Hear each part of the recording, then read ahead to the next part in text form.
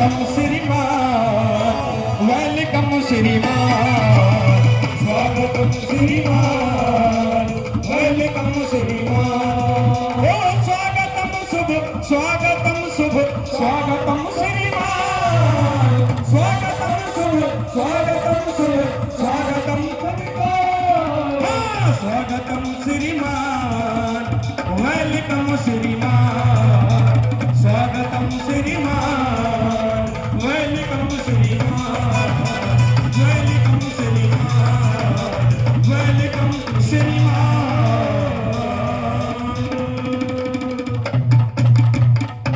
एक बार जोरदार तालियों से आप सबकी ओर से अभिनंदन करें। बहुत बहुत धन्यवाद।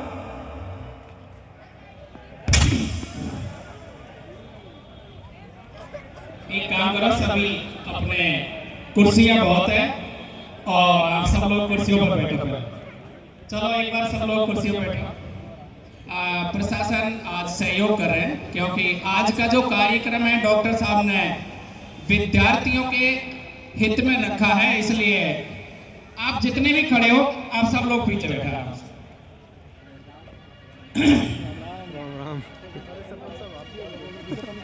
ए बाग जरा महक के चल, ए बाग जरा महक के चल, मेहमान आने वाले हैं, मत फूल बिछाना राह में, हम पलक बिछाने वाले हैं।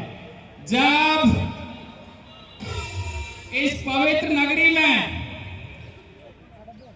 डॉक्टर साहब जब आते हैं तो यहाँ पर रहने वाला एक आदमी जिसका वजन 30 किलो, 60 किलो, 70 किलो है, वो हनुमान जी की तरह और अंगद की तरह इतना पावरफुल हो जाता है डॉक्टर साहब को देख करके। यही तो जोश है, यही तो जज्बा है, यही तो उमंग है। लेकिन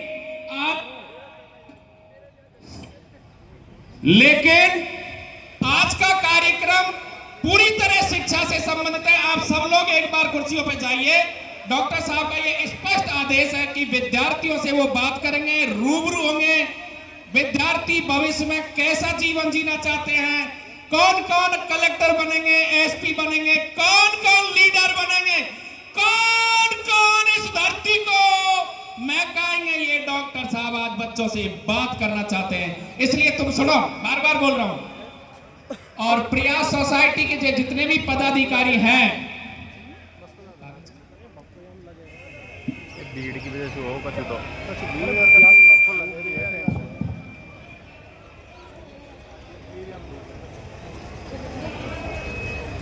प्रोग्राम खत्म हो गया, जब तक लाए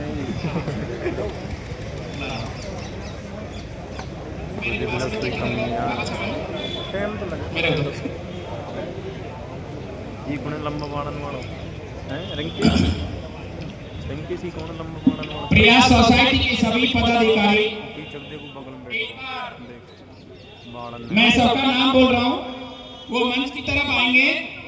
अध्यक्ष राजन मीणा उकड़ू, सचिव हेमेंद्र मीणा, एक बार सब स्टेज की तरफ आएंगे और दूसरे सब लोग कुर्सी पर बैठे हैं। अध्यक्ष राजन मीणा उकड़ू, सचिव हेमेंद्र मीणा, उपाध्यक्ष राकेश मीणा रायपुर, कोषाध्यक्ष दिनेश चंद सैनी रसेदपुर, प्रभारी मानसिंह मीणा नौरंगपुरा, नौरंगराम मीणा महुआ, राजभान सैनी पाटन, आरपी मीणा समलटी, देवेंद्र कुमार मीणा साता, भगवान साहब बबड़ी खेड़ा, युवराज सिंह राजपूत बदनपुरा, हरकेश प्रजापत टेकरी, खुशीराम मीणा रसेदपुर, सुरेश मीणा अलीपुर, ब्रजेश मीणा साता, हर्षवर्धन मीणा, राकेश झंझटिया, सिंधु की रोशन मीणा भोजपुर, मुकेश मीणा, मुकेश सैनी पाटन। ये एक बार मैं बार बार बोल रहा हूं कि जितने अतिथि हैं वो कुर्सियों पर बैठे, विद्यार्थियों ने उनके लिए कुर्सी खाली कर दी है। और मैं इस संस्था के रही है लगभग 3000 विद्यार्थियों को प्रयास संस्था ने 5.5 साल में अपने लक्ष्य पर, अपने गोल पर पहुंचा दिया। एक बार तालियों के साथ स्वागत और सम्मान करें, डॉक्टर साहब को अच्छा लगेगा। तो मैं राजन जो संस्था के अध्यक्ष हैं, एक बार संस्था के बारे में बताएंगे क्योंकि डॉक्टर साहब भी चुनना चाहते हैं कि संस्था बहुत काम कर रही है, लेकिन स्पष्ट रूप से अच्छी बात आप लोग बताएं। आप सब लोग एक काम करो, पदाधिकारी बैठ जाओ नीचे। बहुत बहुत धन्यवाद सर। सर्वप्रथम तो समस्त प्रयास सोसाइटी टीम की ओर से माननीय कैबिनेट मंत्री जी, माननीय विधायक और मंचासीन सभी अतिथियों का हृदय से स्वागत। छोटी सी कहानी कम शब्दों में आपको फटाफट बताना चाहूँगा। 7 नवंबर को घाटा सहजा में हमने एक ऐसे ही दिवाली स्नेह मिलन समारोह आयोजित किया था, जिसमें बड़ी संख्या में लोग पधारे और पधारने के बाद सबका ये एक मेन फोकस ये हुआ कि क्या हम जो आज मिले हैं, बैठे हैं, ये बैठना चाय पी के वैसे ही चले जाएगा या ये कोई रंग लाएगा। तब जाकर प्रयास जो सोसाइटी थी वो अस्तित्व में आई और हम सब ने निर्णय लिया था कि हम शिक्षा के लिए और सामाजिक उत्थान के लिए कार्य करेंगे। उसके बाद कारवा बढ़ता रहा। सर्वप्रथम मंडावर में हमने एक 100 सीटर लाइब्रेरी की स्थापना की।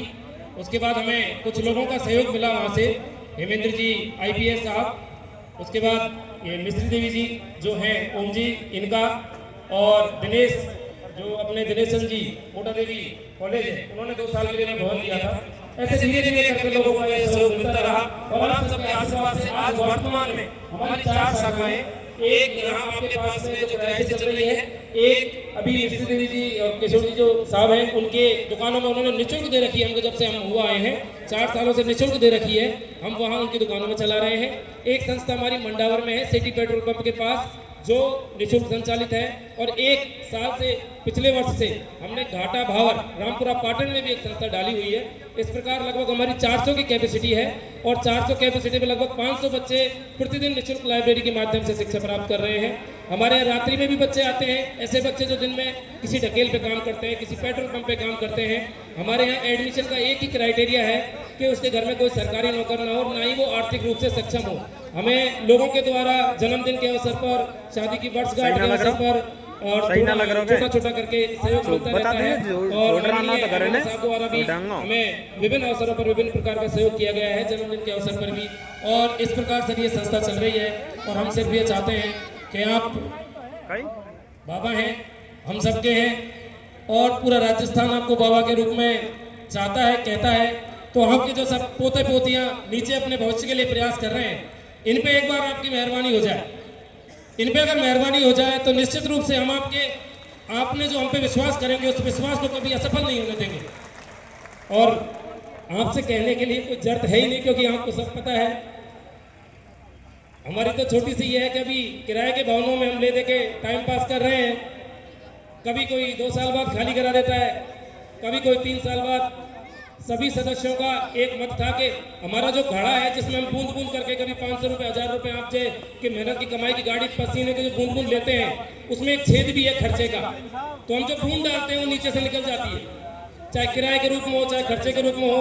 अगर कुछ स्थायी व्यवस्था हो जाए तो हमारा वो घड़ा भी भरा रहेगा। और आपके आशीर्वाद से, आप सब सज्जनों के आशीर्वाद से महुआ का नाम रोशन करने के लिए बच्चे बच्चियां बैठे हुए हैं, जो रात दिन एक करेंगे, इनके सपनों को साकार आपके माध्यम से करेंगे, तो निश्चित रूप से हम सबको अच्छा लगेगा। ज़्यादा तो मैं कहना नहीं चाहूँगा, क्योंकि बस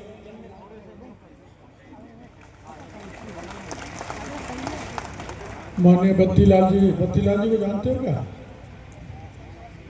इधर आओ। ये जयपुर में एक बहुत बड़ा इंस्टीट्यूट चलाते हैं, जैसे प्रयास चला रहे हैं ना, वैसे ही अपने क्या नाम है, प्रज्ञान। वहाँ भी बच्चों को, इनके वहाँ से निकले हुए बच्चे IAS IPS डॉक्टर इंजीनियर बहुत बन रहे हैं। इसलिए एक माला लाओ, उनका स्वागत करो, तालियां बजाओ जोर से। तो प्रयास का पढ़ा हुआ बच्चा फिर प्रज्ञान में जाएगा तो निश्चित रूप से कुछ न कुछ बन जाएगा। लो लो आपको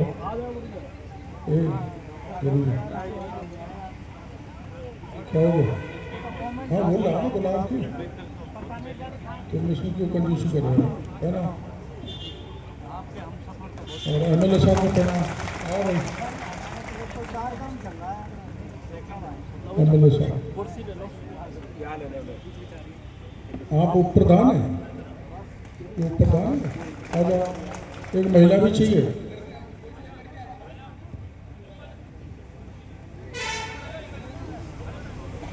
दौड़ क्या, जरा पता लगे हाँ एथलेट है। हट जाओ भाई, बच्ची बात।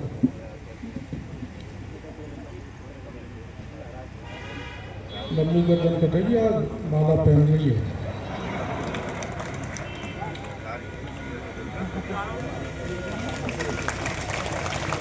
यहाँ चिमन सेठ है क्या? चिमन सेठ नहीं गए?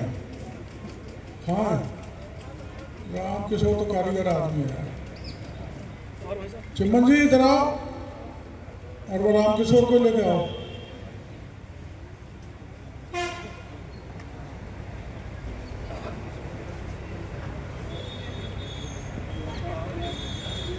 आ जाओ। आप चिमन जी को तो जानते हो। ये चिमन जी जब मैं छोटे मोटे आंदोलन किया करता था, ऐसे बहुत लोग हैं अम्बुआ में। ये गंगा साहब बैठा, गंगा साहब के साथी थे रामचंद्र जी, वो दुनिया में नहीं रहे। इनकी ताकत के बलबूते पर मैं कोरबा के धौला कुआं से लेकर दिल्ली के धौला कुआं तक MP बन के पहुंचा। और कुर्सी लगा, कुर्सी बैठा, आ गया। सुनो भाई, अपना मेरा ये प्रयास जो प्रयास कर रहा है, उसमें मेरा पहला कार्यक्रम है। मैं पहली बार आया, लेकिन जो इनका संचालन कर रहे हैं, गुरु जी बता रहे थे क्या क्या प्रयास कर रहे हैं, किस किस ढंग के बच्चों को पढ़ा रहे हैं। आज के जमाने में चारों तरफ निगाह पसार लो, मुफ्त में सेवा करने वाला कहीं भी नहीं मिलेगा, विशेषकर शिक्षा और स्वास्थ्य के क्षेत्र में। तो ये जितने भी लोग इसमें लगे हुए हैं, हमारे यूपी के गुरु जी से मेरा 2-4 से परिचय, बाकी से नहीं है। मेरे पास कोई शब्द नहीं है उनकी प्रशंसा करने। चलो और लूट मची है। आप किसी कोचिंग इंस्टीट्यूट में चले जाओ, किसी प्राइवेट कॉलेज में चले जाओ, किसी अस्पताल में चले जाओ, प्राइवेट में, सरकारी में, पता नहीं क्या हो गया लोगों को कि बस डॉक्टर जो इस धरती पे भगवान के रूप में माना जाता है, वो भी लूटने में पीछे नहीं। मैं तो मेरी सच कहने की आदत है, सभी डॉक्टर नहीं है, लेकिन बड़ी संख्या में ऐसे लोग हैं जो बिना पैसे दिए बिना इलाज नहीं करते। जो ये प्रवृत्ति समाज में बनी है, उस प्रवृत्ति को रोकना है, उस प्रवृत्ति पे अंकुश लगाने का काम किया है। तो ये प्रयास ने किया है। प्रयास को पुनः बहुत भारी शब्दों में बहुत बहुत धन्यवाद देना चाहिए। और हमारे यहाँ दूसरी सामाजिक गिरावट बहुत है, उसका जिक्र यहाँ करना नहीं चाहिए, लेकिन मेरे को बालिकाएं भी खूब फेंक रही थी। तो मेरे को बालिकाओं के चेहरे ध्यान है। हम जब यहाँ पढ़ने आते थे, उस समय जागृति नहीं थी गांव में, कोई जानता ही नहीं कौन सा सब्जेक्ट लेना, किसी स्कूल कॉलेज में पढ़ना। अब तो हमारे गांव में जब 8वीं पास कर ली खेड़ला से, वहाँ भी हम पैदल जाते थे नंगे पैर। तो 8वीं पास करने के बाद में गांव के किसी वैसे ही लोगों में बैठे थे तो साइंस ले लें, साइंस। अब साइंस क्या होता है? यहाँ पावटा में साइंस है। तो हम गए, पूछा लोगों से, मास्टर जी वहाँ मैथ साइंस है, मैथ साइंस ले लो। हम दोनों भाई चले गए, ले साइकिल गांव से पावटा। तो जैसे ही पावटे की तरफ हम, पिछली चीज थोड़ी सी बता रहा हूँ कि पहले कितना अंधेरा था, आज का जितना प्रकाश है, जितना उजाला है, जितनी आपको जानकारी है, अगर ये पहले होती तो मेरा जैसा तो आसमान को छू लेता। पर ज्ञान की कमी रही। हम गए तो जैसे ही पावटा की तरफ मुड़ने लगे तो दो आदमी बैठे थे, कहाँ जा रहे हो? तो हम यहाँ पावटा में मैथ साइंस लेने जा रहे। दोनों भाई थे, बड़ा चला रहा था, मैं पीछे बैठा था। तो मैं सुनो, इंजीनियर बेरोजगार बहुत है, कहाँ चक्कर पड़ रहा? अब हम विचार में पड़ गया, बेरोजगार, हम तो नौकरी के लिए आए। तो एक उसमें से बोला, महुआ जाओ, वहां बालाजी लो, डॉक्टर की नौकरी खूब लग रही, नहीं लग रही तो पैसे कमा खाओगे। हम यहाँ आ गए साइकिल से, उसी दिन एक परीक्षा हो रही थी किस्मत से, बायोलॉजी मैथ में साइंस में 40 सीट थी, पहली 20 सीट में बायोलॉजी, दूसरी में मैथ साइंस। तो मेरा पहला नंबर आ गया टॉप 1 और हमारे भाई का आया 21वां। तो भाई छोड़ गया, ना मेरे को तो मिली थी, मैं तो नहीं पढ़ूंगा। मैं भाई तेरी मर्जी, मैं तो पढ़ूंगा। तो मैं तो चूंकि मैं नंबर 1 पर आया तो मेरे को संघ वालों ने ढूंढना चालू कर दिया, इसको पकड़ो। तो बाबूलाल जी सोनी जो जलते हैं, उन्होंने मेरे को कमरा दिलाया, खाने की व्यवस्था कराई, कभी रोटी बनाए, कभी कहीं ले जाए। उनके इससे अच्छा कोई आदमी हो नहीं सकता। तो ये प्यार मोह में फंसा के मेरे को लगे संघ की शाखा पर, और मैं बन गया संघ का स्वयं से यही हुआ। खैर बायोलॉजी में पढ़ लिए, पास हो गए, पीएमटी पास कर ली, डॉक्टर बन गए। अभी आप लोगों ने लक्ष्य तय कर रखे होंगे, मेरे को डॉक्टर बनना, मेरे को इंजीनियर बनना, मेरे को फलाना व्यापारी बनना, मेरे को कलेक्टर बनना, मेरे को एसपी बनना। ये पटेल जी बात मत करो, थोड़ी देर बैठ जाओ, वो फलाना ज़्यादा पटेल। ये अपना सपना आप सबने तय कर रखा है, जो प्रयास कोचिंग में पढ़ रहे हैं, और नहीं तय कर रखा तो करना चाहिए। और कहा जाता है सपने सत्य नहीं होते, लेकिन प्रयास ऐसा करो, सपने सत्य नहीं होते लेकिन किंतु सपना हमारा सत्य होगा। नहीं होते, हम सपने को सत्य करके डोलेंगे, और सत्य कर कैसे होगा सत्य? मैं को उदाहरण दूंगा।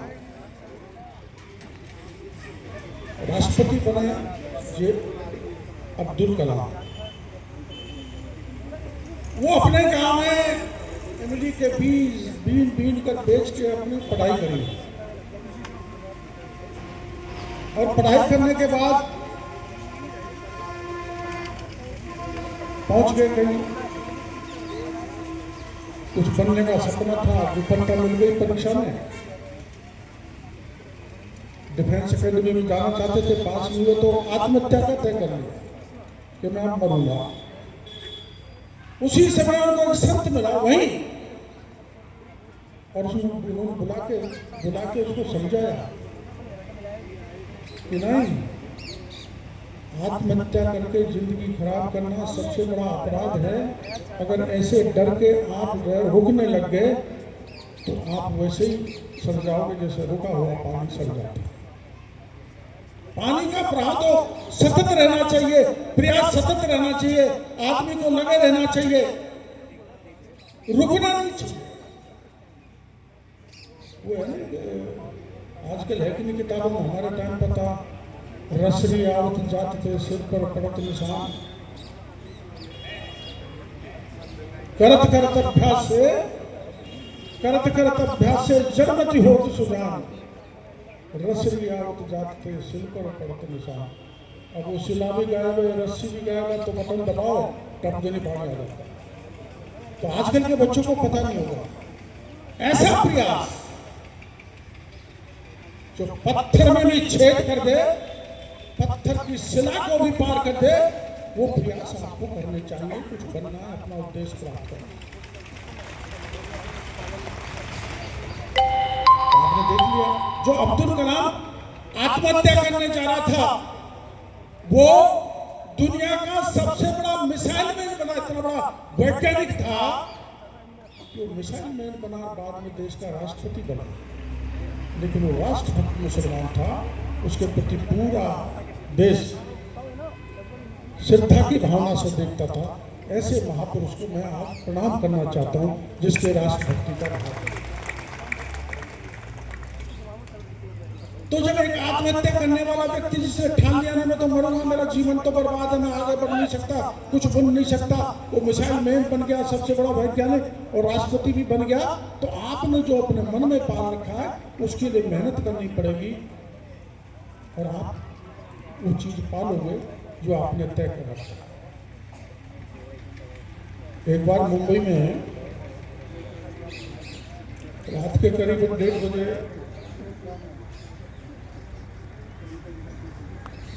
बड़े स्वतंत्रता सेनानी निकल गए थे।